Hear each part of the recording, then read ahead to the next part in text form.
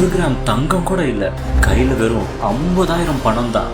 உதயநிதி கிட்ட எத்தனை கோடி சொத்துக்கள் இருக்கு தெரியுமா? அசையும் சொத்துக்கள் எவ்வளோ, அசைய சொத்துக்கள் எவ்வளோ? வேட்புமனுவுல தெரிய வந்த முக்கியமான தகவல்.